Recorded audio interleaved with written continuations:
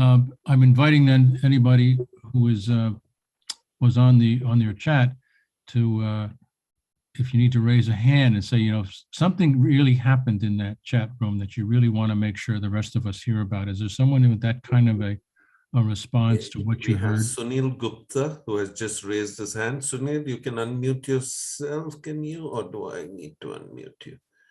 Okay.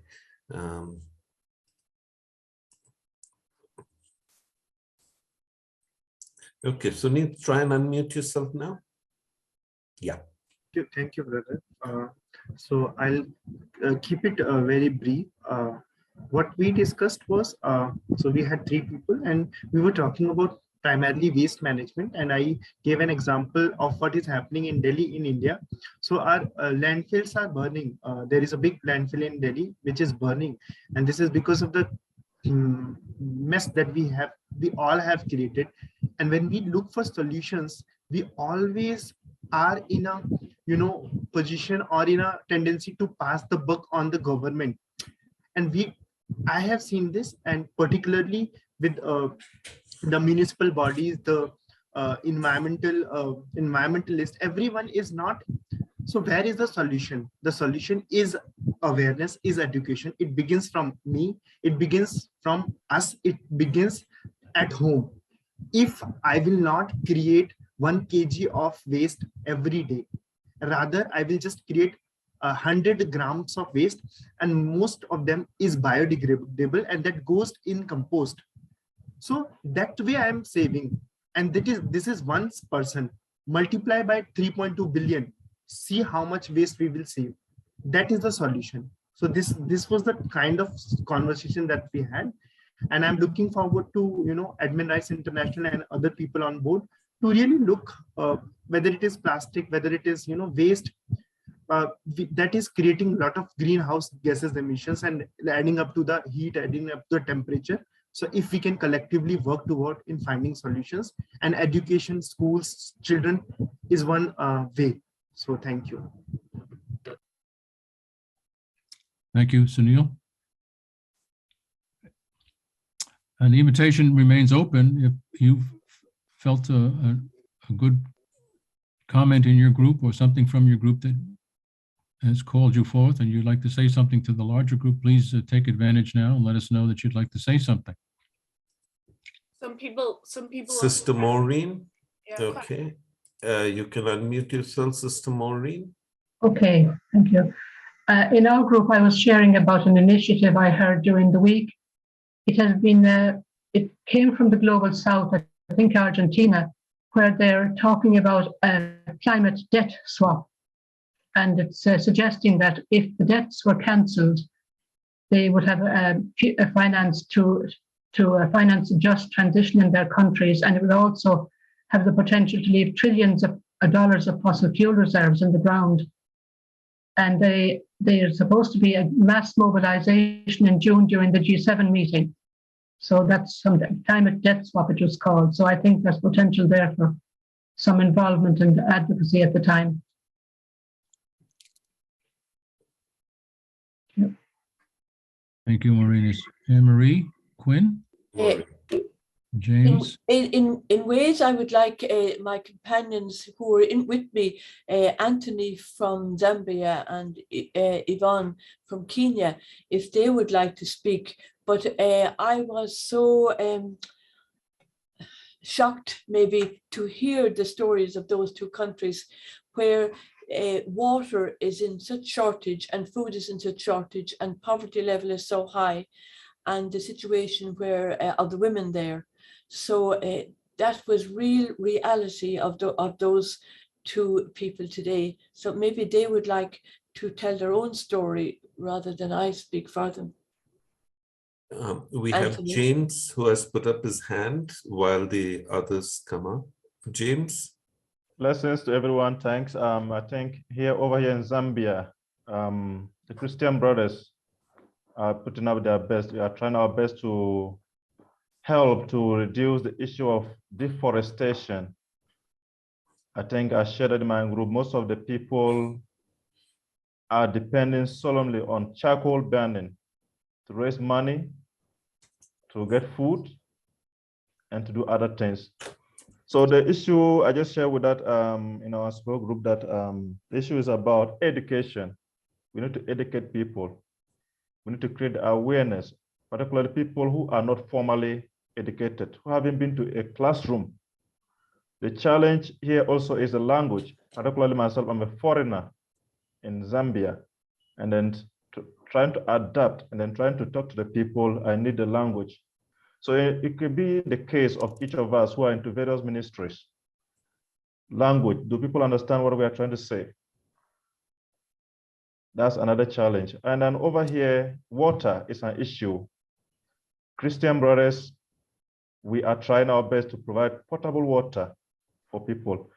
And then I think we are trying to put up solar panels and then boreholes into remote areas for people to have adequate potable drinking water. So we are really trying our best, but we really need cooperation. We really need support. We need ideas from various angles of the world that will help to promote this issue of climate change, to help people to understand that we are really at the apex of risks. Thank you. Thank you, James.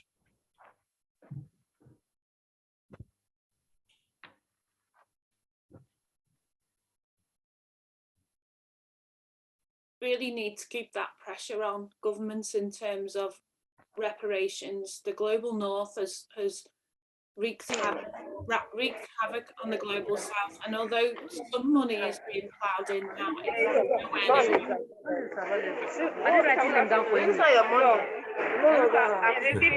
Okay, 1 minute. I'm just going to mute. Everybody. And now Anne and Kevin, you can unmute yourselves. So we share the ACT slides, and then we can look at different actions that we put together. Excellent.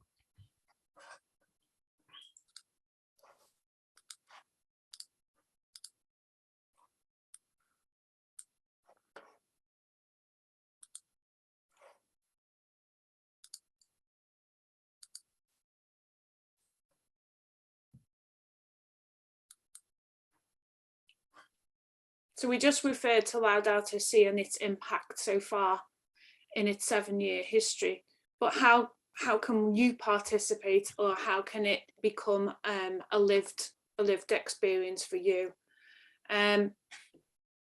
So obviously we've got global church-wide celebrations like the Season of Creation, Loudout Sea Week. Join your Loudout Sea circle locally. Follow the online Loudout Sea movement newsletter. Become a Loudout Sea animator. I'm sure there are many people on this Zoom that have already done that. I know many Christian brothers have already become Loudout Sea animators. And I know there is a course that is just about to start this spring. Enroll on the Loudout Sea action platform so that you're involved in those actions, advocate and integrate the Loudout Sea goals in your community. And then a very current one that you can do right now is sign the Healthy People, Healthy Planet petition, and the petition will go straight to the biodiversity. No, it's the person that paid. I'm looking for that. In right time. Okay, I'm sorry. Once again, I'll just mute everybody. Okay, Anne, kindly unmute yourself. Thank you.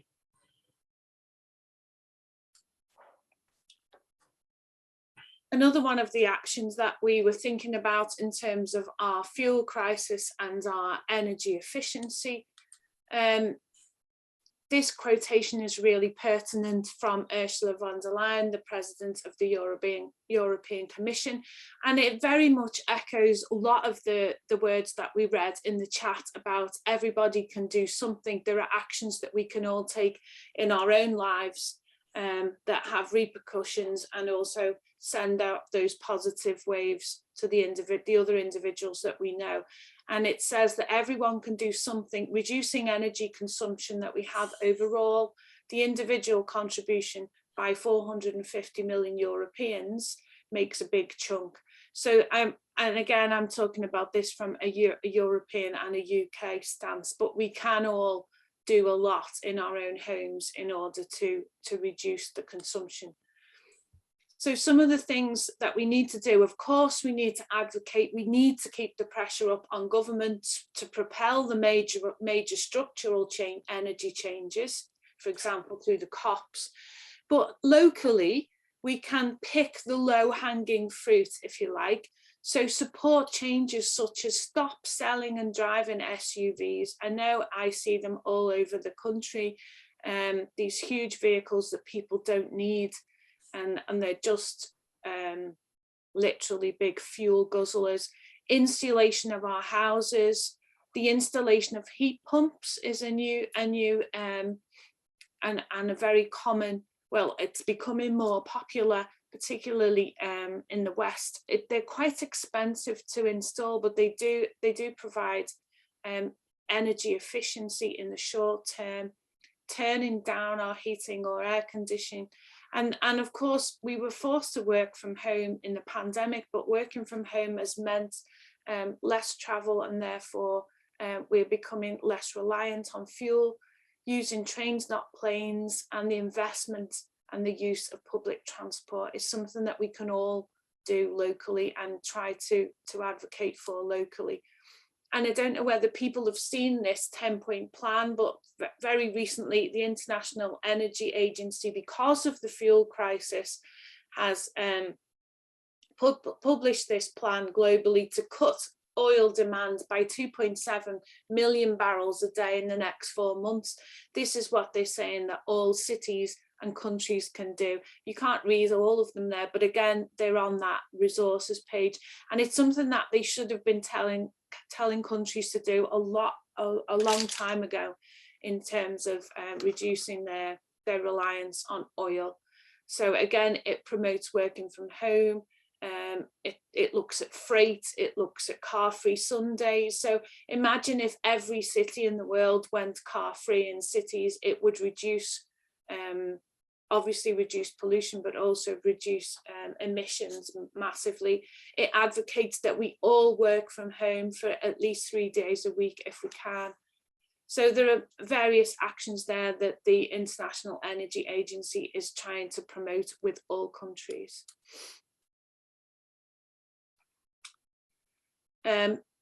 How can we be involved in these conferences of parties as members of the public? Well, you can, of course, you can follow what happens at all these the COPs, for example, the COP15, which is the end of April on biodiversity, by just following #4Nature. You will see what's going on with that COP15. There is also the Global Youth Biodiversity Network, and many people mentioned in the chat about education. The education of our young people is, of course, a massive part of my job, and I make sure that we educate the young people in our own network of the importance of eco-justice. So by joining the Global Youth Biodiversity Network, I would say schools can get really involved in biodiversity protection. So do follow what's happening in the COPs. You can have your voice there by NGOs are entitled to be present. So we've got Pratchek here, we've got Edmund Rice International here. You can participate as observers. As you saw, there were photographs there from some of our own students being there, and making sure that you talk about, that you promote, that you keep pressure up on your local government and your international government to keep up with their promises from COP26 and increase on those at COP27. So you can definitely have your voices heard at these conferences of parties. Kevin, would you like to talk a bit about the SDGs and acting on those?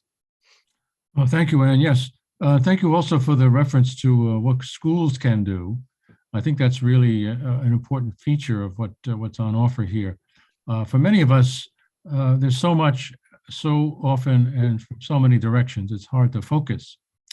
One of the things on zero hunger that is part of the SDGs, of course, the second goal. The first goal, of course, was end poverty. The second goal is zero hunger. Third goal was on health, and the fourth goal was one we just started looking at the other moment about education. But on the basics, for those of us in the developed world, I really think it's helpful for us to take a look at our diets.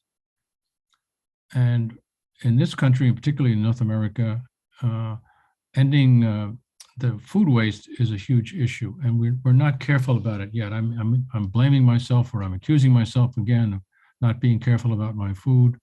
I also think it's helpful if you're in the developed part of the world to find a way to reduce your meat consumption.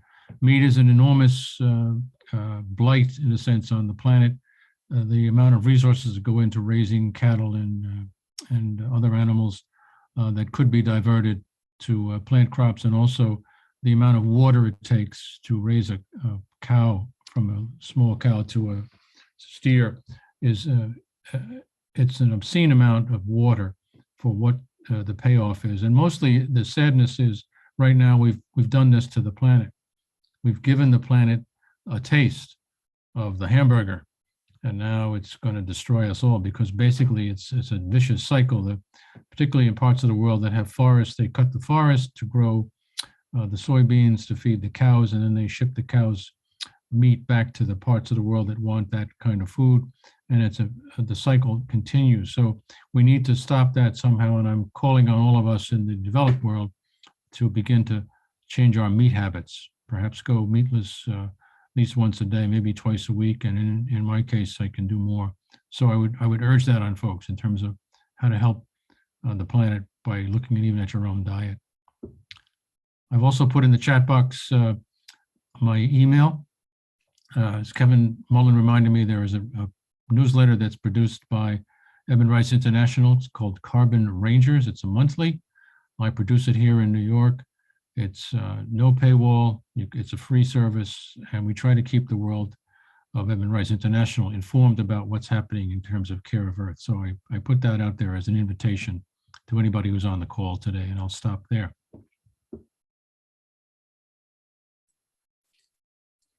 Okay.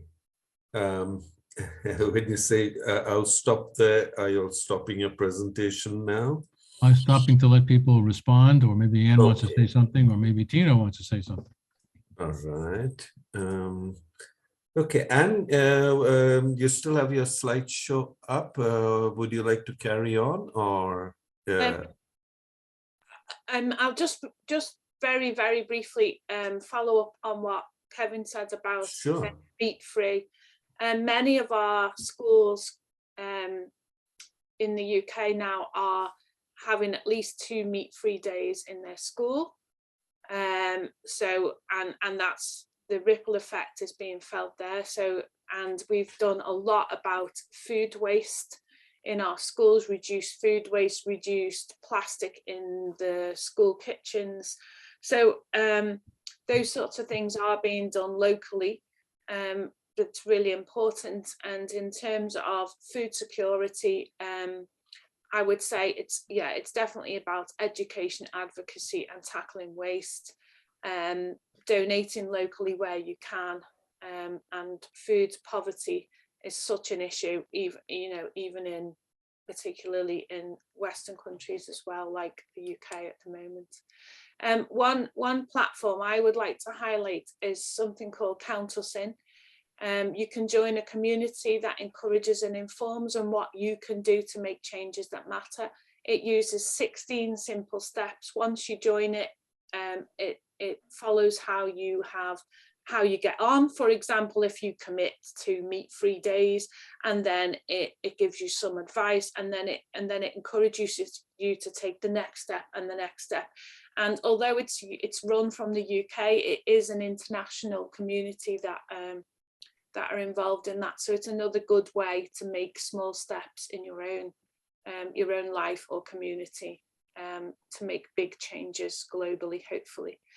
And I would reiterate the the carbon ranges is all linked. Everything should be there on this Padlet page, on this page of resources that we've created. So I would say to people, definitely have a look at that. I'm going to stop now. Thank you. I'm going to invite Brother Terry Dowling, okay, to kindly say the thank yous and give us his takeaways from today's session. Over to you, Terry. Hi, everybody. Can you hear me? Yes, Terry. First of all, to say thank you to Tino and the Edmund Rice team for setting this up. And a very, very important big thank you to Anne and to Brother Kevin for the great input that they've given us. This incredible broad sweep of information that you put before us, in other words, to see and to be informed, and then to judge and to act. And also the very practical things on acting.